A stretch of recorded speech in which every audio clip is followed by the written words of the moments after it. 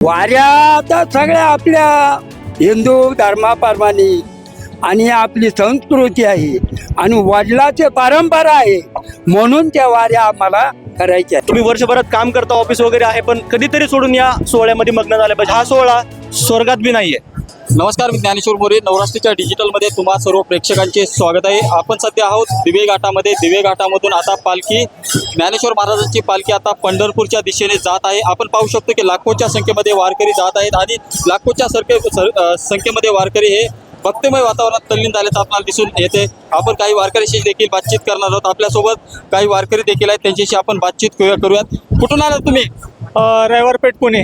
बरं, काय वाटतं वारीत एकंदरीत? खूप चांगला अनुभव आहे आणि एक पॉझिटिव्ह एनर्जी मिळते. कधी एवढा घाट चढल असं वाटलं नव्हतं, पण तो हातासरशी पार झाला. आणि ही वारी यंदा ही पहिलीच आहे आणि थोड्याच वेळात पूर्ण होईल ती. बरं, आता कुठपर्यंत जायचं चालत? घाटापर्यंत. घाटापर्यंत. बरं, तुम्ही कुठून आलात? मी मला जेजूरवाल्यातून आलोय. आज दररोजच्या कामातून वेगळा काहीतरी करण्याचा निर्णय घेतला आणि आज वारी पूर्ण करतोय. घाट चढायचा निर्णय घेतला. घाट चढायचा प्रयत्न करतोय. काय वारीत, काय जल्लोष आहे एकंदरीत, काय वाटतं तुम्हाला? खूप छान वाटतंय. माझी ही दुसरीच वारी आहे. 8 वर्षापूर्वी मी पायी गेलो होतो, पण जसं पावसाच्या सरी बरसू लागतात वारीची ओढ लगेच लागलेली असते मनाला. आणि ज्ञानोबा तुकोबांच्या वारीमध्ये चालण्याचा एक आनंदच वेगळा आहे. तरुण पिढीला, मी तर तरुण पिढीला आवाहन करतो की खरोखर वारीमध्ये आलं पाहिजे. तुम्हाला वर्षभरामध्ये जे काही तुम्ही वर्षभरात काम करता, ऑफिस वगैरे आहे, पण कधीतरी सोडून या सोहळ्यामध्ये मग्न झाले पाहिजे. हा सोहळा स्वर्गात बी नाहीये. त्यामुळे छान वाटतं. तुम्ही कुठून आलात? सर, माझं नाव विष्णुकांत सोमनाथ साखरे. मी पाकरसे येऊन आलो आणि आई सासू सोहळा स्वर्गीय नाही ही मला पहिल्या सुरू माझ्यासाठी आनंदाचा क्षण आहे. कारण माझ्या संग एक वेगळा विषय झालेला आहे. कारण घरी माझ्या संग किरकिर झाल्यामुळे मी टेन्शनमध्ये दुसरीकडे न जाता, आत्महत्या न करता या सोहळ्यामध्ये आलो आणि आल्यानंतर एवढं एक समाधान वाटाले मला. ही असा दिवे घाट चढताना मला एकदम प्रसन्न वाटाले. सुंदर असं एकदम मन इथंच भरून गेलंय. आईचा सोहळा स्वर्गीय नाही. छान, धन्यवाद. कुठून आलात आजोबा तुम्ही? जत तालुका. बर, माझी ही दुसरी वारी आहे. वारी करण्यात लय फायदा आहे. वारी पायच करायची. कुठपर्यंत चालायचं आता? आता पंढरपूर पातूर बिगर शपलीचं जाणार आहे. पाय दुखत नाहीत का? पांडुरंग आहे, माऊली आहे, संग काय गरज आहे? माऊली इकडे ठेवलं तर घरला नाही. पांडुरंगाकडे काय मागणं आहे तुमचं? माझ्या पांडुरंगाकडे एकच मागणं आहे, मुलीची पोरं आणि मुलाची पोरं सुखी ठेवून माझ्या गुडघ्यात ताकद द्यावं इथे यायला. बस दुसरं काय नाही. शेतकऱ्यासाठी काय पांडुरंगाकडे मागणं? शेतकऱ्या वेळेवर पाऊस पडला पाहिजे, त्यांच्या मालाला भाव आला पाहिजे साहेब. शेतकऱ्याचा माल खाला झाला का मक्का झाली 3,500 रुपये. शेतकऱ्याचा माल आला का ती 2,000 रुपये द्या. आता गरीबी भेटत नाही 500च्या खाली. शेतकऱ्याने काय करायचं? रामकृष्ण हरी.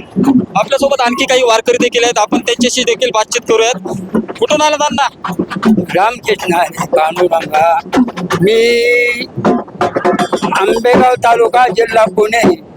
भीमाशंकर 52 क्रमांक माझ्या दिंडीचा आहे. त्या दिंडीत मी आतापर्यंत 40 ते 45 वाऱ्या माझ्या पूर्ण झाल्यात. 40 ते 45? होय.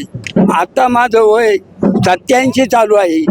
तोपर्यंत माझ्या वाडवडिलांच्या वाऱ्या होत्या, त्याच वाऱ्या मी आतापर्यंत करीत आलो. कोणासाठी करता हे सगळ्या वाऱ्या? वाऱ्या तर सगळ्या आपल्या हिंदू धर्माप्रमाणे आणि आपली संस्कृती आहे आणि वडिलाचे परंपरा आहे म्हणून त्या वाऱ्या आम्हाला करायच्या आहे. विठ्ठलाकडे काय मागणं करणार आहे? पांडुरंगा, मागणं काय करणार आहेत आता पंढरपूर मध्ये गेल्या? मागणं काय करायचे?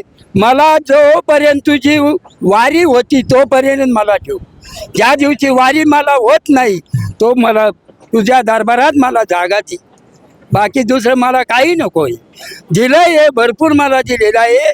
2 लेकी आहेत, 2 पोरगा आहेत. लग्न पोरांचे झाल्यात, नातू आहे, नाती आहेत, पोरींना पोरं झाल्यात. त्यांचा प्रपंच भरगोत चाललेला आहे. कुठल्याच बाबतीत मला कमकोत असा पांडुरंगाने मला ठेवलेलं नाही. म्हणून मला पांडुरंगाचीच मला जरुरी आहे आणि पांडुरंगाचीच मी वारी एवढी होईन तेवढी मला ती घडवायचीच आहे. म्हणून साठी आपण पाहिलं की वारकरी कशा जल्लोषामध्ये आता पंढरपूरच्या दिशेने जात असल्याचं आपल्याला पाहायला मिळतंय. वारकऱ्यांचा एक वेगळाच उत्साह, वेगळीच ऊर्जा त्यांच्या चेहऱ्यावर दिसून येत आहे. आणि वारकरी आता पुढील मुक्काम त्याचा सासवडला असणार आहे. सासवडमध्ये पालखीचा मुक्काम असणार आहे. त्या ठिकाणी आराम करून पुन्हा अजून वारकरी हे चालत पंढरपूरच्या दिशेने जाणार आहेत. ज्ञानेश्वर मोरे, नवराष्ट्र, दिवेघाट.